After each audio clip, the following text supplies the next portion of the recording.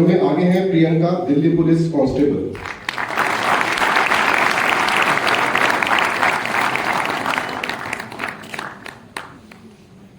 Sonia, Delhi police constable.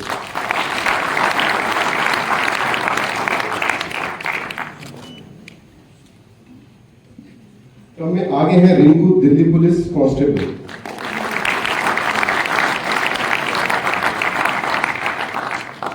क्रम में आगे हैं गरिमा, सीआरपीएफ हेड कांस्टेबल।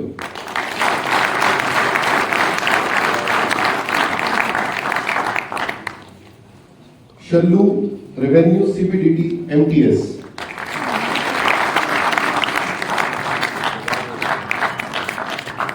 प्रीति सिंह, रेवेन्यू सीबीडीटी एमटीएस।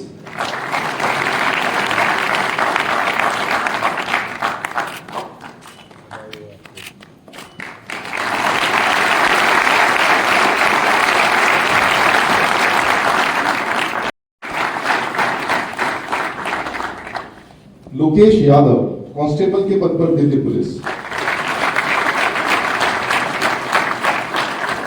मोहित यादव, कांस्टेबल के पद पर, दिल्ली पुलिस।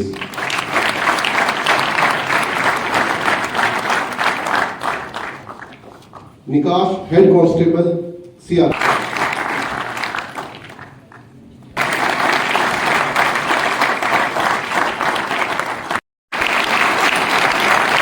अब मैं धन्यवाद ज्ञापन प्रस्तुत करने हेतु अनुरोध करता हूं उप commandant Ranjit Singh. Shri Dilip Singh Mangesh, DIG, GC Gurugram, उपस्थित अधिकारीगण, मीडिया बंधुओं, अभ्यर्थी एवं गार्जियंस, मैं आप सभी का इस फंक्शन में शामिल होने का हार्दिक धन्यवाद और आभार करता हूं। महोदय द्वारा डिजिटल कार्यक्रम से बहुमूल्य समय निकालकर आज इस कार्यक्रम में अपनी उपस्थिति देकर के कार्यक्रम सुबह बढ़ाई।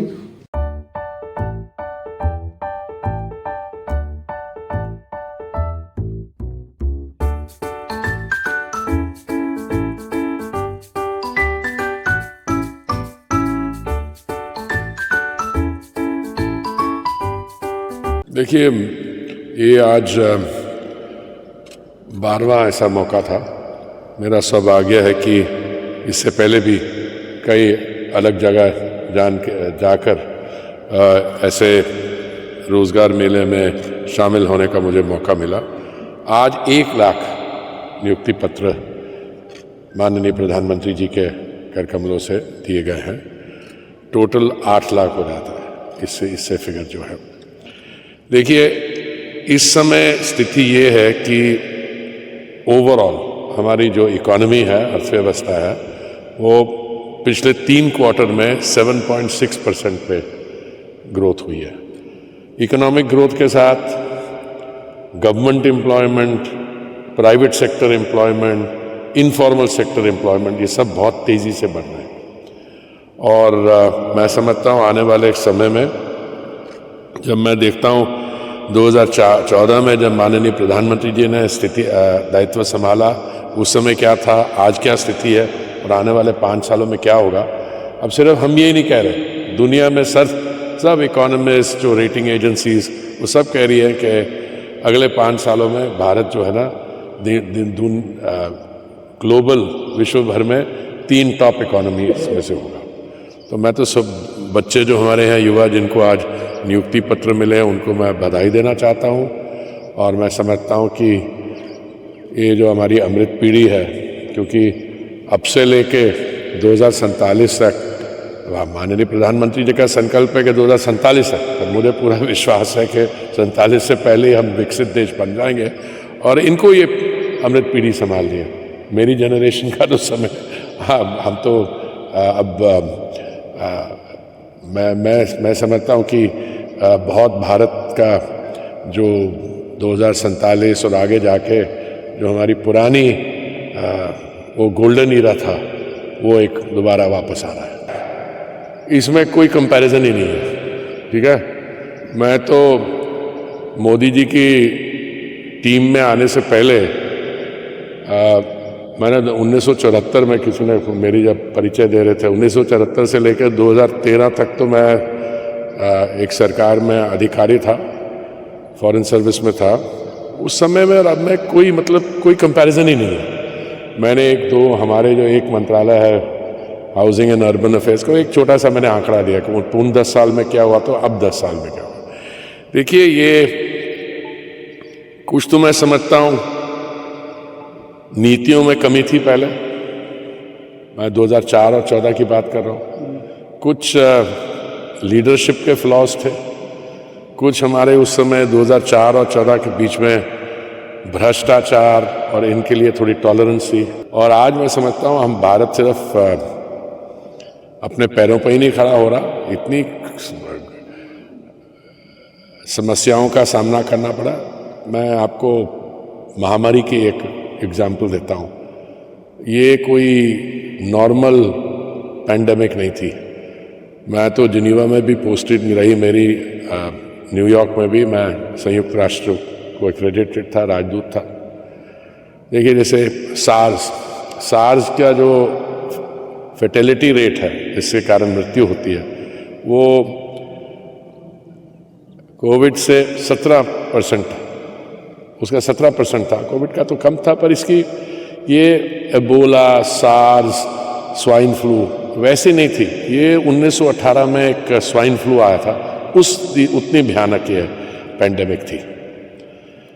और देखिए हमारे यहाँ जो वैक्सीन बनाने की सुविधा थी पब्लिक सेक्टर में, ये पिछली सरकार ने 2010 के आसपास उसको ख़त्म कर दिया।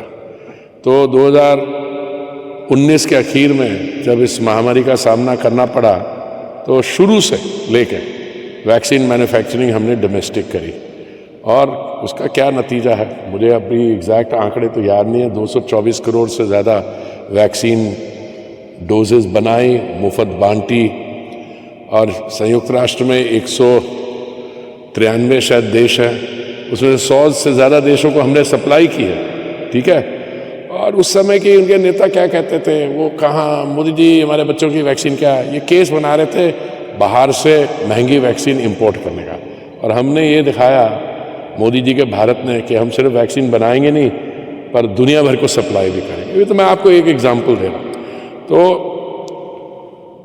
बाकी यूपीए में क्या रह गया नहीं रहेगा वो तो आने वाले चुनाव के अब से लेकर जब चुनाव होंगे तो पता लग जाएगा।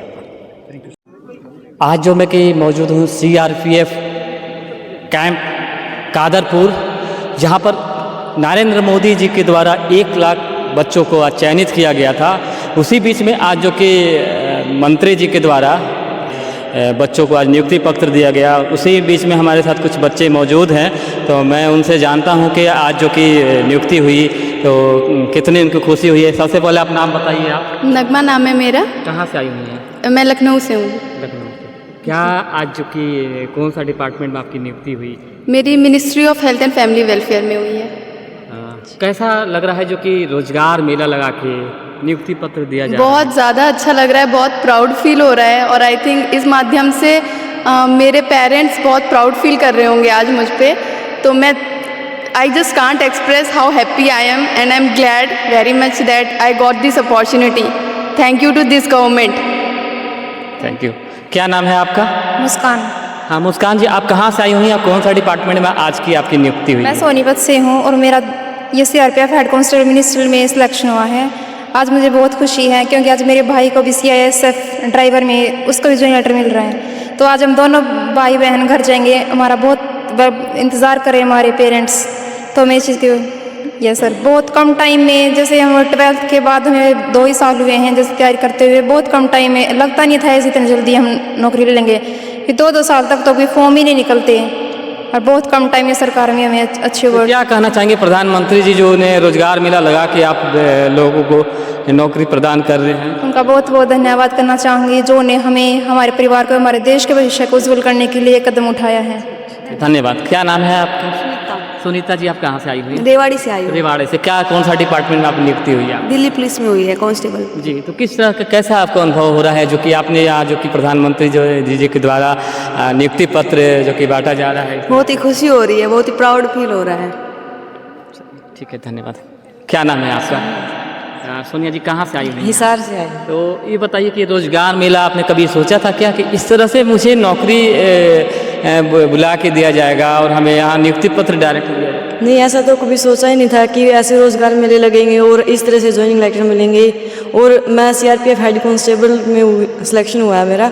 आज बहुत खुश हूँ और मेरे पेरेंट्स भी प्राउड फील कर रहे हैं मुझे कि उनकी बेटी आज सक्सेस हो गई। तो क्या प्रधानमंत्री जी को क्या कहना चाहेंगे कि किस इस तरह का जो कि उनका बहुत सारा धन्यवाद। उन्होंने ऐसे रोजगार मेला को प्रोग्राम किया कि ऐसे ऐसे बच्चों को ज्वाइनिंग लेटर देंगे, वरना पहले तो बाय पोस्ट ही जाते थे, उनसे पता भी नहीं चलता था। और बहुत प्राउड फील हो रहा है यहाँ पे आके बड़े से मिनिस्टर से मिलके, सर से मिलके बहुत प्राउड फील हो रहा है। बहुत अच्छा फील हो रहा है। हमारा देश बहुत डेवलपमेंट कर रहा है और जो जॉब की भी प्रोसेस है बहुत जल्दी हो रही है। सीजीएल को देख लो, 2-3 साल में वैकेंसी पूरी होती है, अब 8 महीने में वैकेंसी पूरी हो जाती है। जी जी। मैं आपका दिव्या जैन जी, आप कहाँ से आई हो? दिल्ली से ही हूँ मैं। दिल्ली से। कौन सा डिपार्टमेंट आपकी चाहिए? ईपीएफओ में मिला है एसएसए। अच्छा, क्या आप बताएंगे आज रोजगार मेला, क्या आपने कभी सोचा था कि रोजगार मेला होकर और आपको नौकरी इस टाइप से मिलेगा?